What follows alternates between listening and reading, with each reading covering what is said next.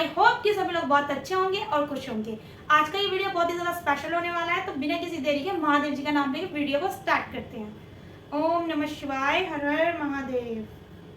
देखिए, आज हम बात करने वाले हैं समुद्र मंथन के बारे में। जी हाँ, मुझे पता है आपने बहुत बार सुना होगा कि समुद्र मंथन के बारे में, और वीडियोस भी देखे होंगे समुद्र मंथन के बारे में।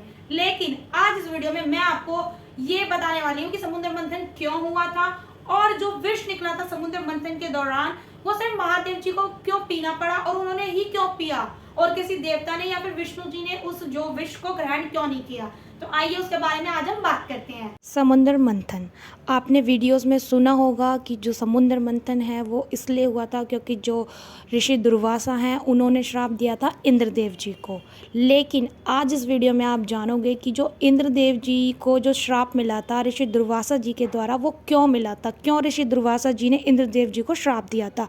आइए उसके बारे में जानते हैं।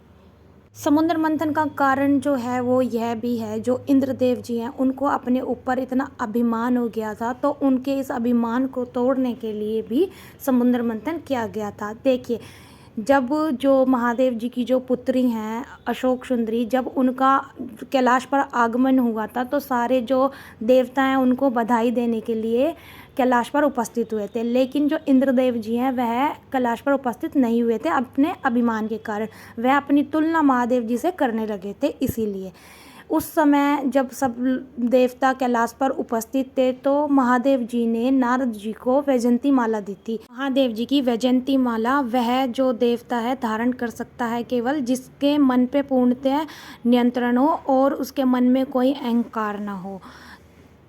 नारद जी ने यह माला ऋषि दुर्वासा को दी और इंद्रदेव जी के पास जाने को कहा।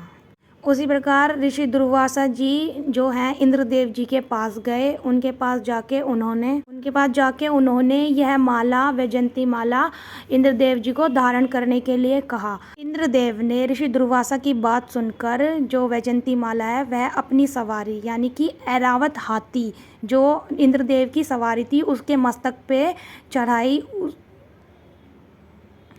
ऐरावत हाथी जो इंद्रदेव की सवारी है उसके मस्तक पे अर्पित की, लेकिन जो ऐरावत हाथी है उसने उस माला को नीचे गिरा दिया और अपने पैरों से उसको कुचल दिया। यह सब देखकर ऋषि दुर्वासा बहुत ज़्यादा क्रोधित हो गए और उसी समय नारद जी भी वहाँ पे उपस्थित हो गए। और नारद जी ने इंद्रदेव को कहा कि आपके अंदर इतना अभिमान है कि आप अपनी तुलना जो है महादेव जी के साथ करने लगे। तो इस पे इंद्रदेव जी ने कहा कि मैं अगर महादेव जी से अपनी तुलना कर रहा हूँ तो मैं उनसे कोई कम नहीं हूँ, मैं इसलिए उनसे अपनी तुलना कर रहा हूँ।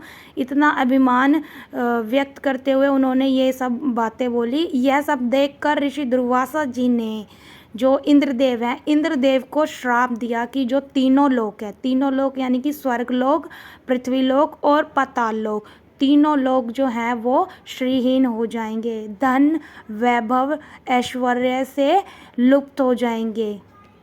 यानी कि धन वैभव लक्ष्मी इन तीनों लोक से लुप्त हो जाएगी। और ऋषि दुर्वासा के प्रभाव से वैसा ही हुआ, तीनों लोकों से धन वैभव लक्ष्मी लुप्त हो गई। इसी कारण से जो लक्ष्मी माता जी हैं वो भी जो महासागर है उसके अंदर लुप्त हो गई थी। और साथ ही साथ जो स्वर्ग का सब ऐश्वर्य था, पाताल लोक का, पृथ्वी लोक का, वो सब महासागर के अंदर समा गया। और जो इंद्रदेव की जो सवारी थी ऐरावत हाथी वो भी जो है उसके अंदर समा गई महासागर के अंदर।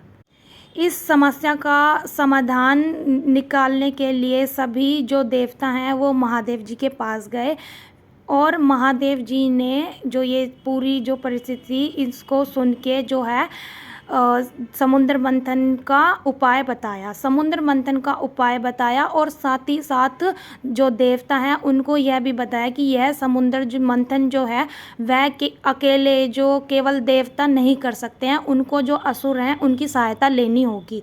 और इसी दौरान जो इंद्रदेव जी हैं और जो असुरों के राजा थे, राजा बलि, उनके बीच में युद्ध हुआ अमृत को लेकर। और जो अमृत है वह युद्ध के दौरान गिर गया था और वो महासागर के अंदर चला गया था। तो इसी प्रकार सभी जो तीनों लोक के धन, वैभव, लक्ष्मी और जो अमृत भी था वह भी महासागर में चला गया था, महासागर की गहराइयों में चला गया था। और इसी सब जो ये हुआ था इसकी समाधान के लिए किया गया था समुद्र मंथन। और समुद्र मंथन देवता और असुरों दोनों के द्वारा मिलके किया गया, जैसे कि आप देख सकते हैं पिक में।